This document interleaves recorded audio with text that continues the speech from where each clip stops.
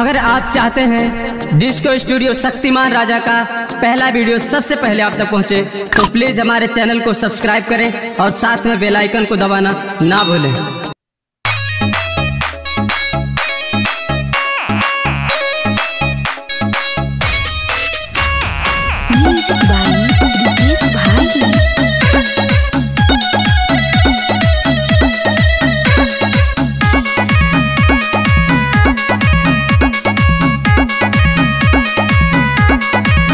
रउआ छोड़ के ना जाई गुजरात पिया, तोहरे चलते हमर कटे नहीं रात पिया।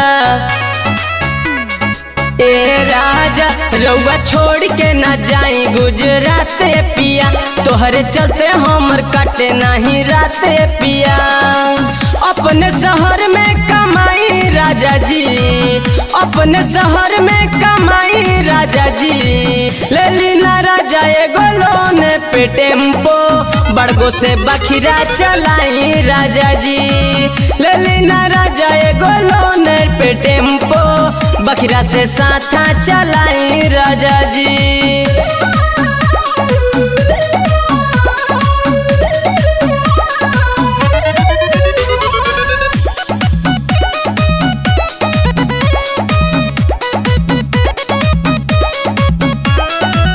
गवाही में रही खूब रुपया कमैबा, होई ना दुख सुख में हरि के पैबा।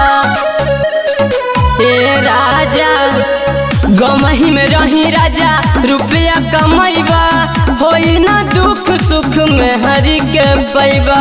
चाबे के मिली मलाई राजा जी, चाबे के मिली मलाई राजा जी। ले लीना राजा एगो लोन पे टेम्पो, बड़गो से बखिरा चलाई राजा जी। ले लीना राजा एगो लोन पे टेम्पो, साथा से बांसी चलाई राजा जी।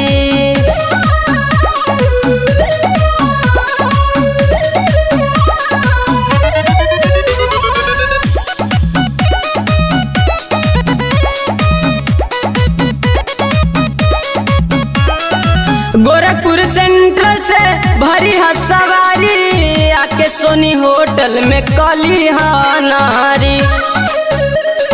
हे राजा गोरखपुर सेंट्रल से भरी है सवारी, आके सोनी होटल में कली नारी। होई मनोज खूब कमाई राजा जी, होई मनोज खूब कमाई राजा जी।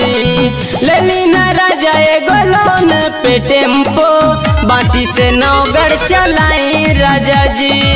ले लीना राजा एगो लोन पे टेम्पो, बस्ती से गोरखपुर चलाई राजा जी।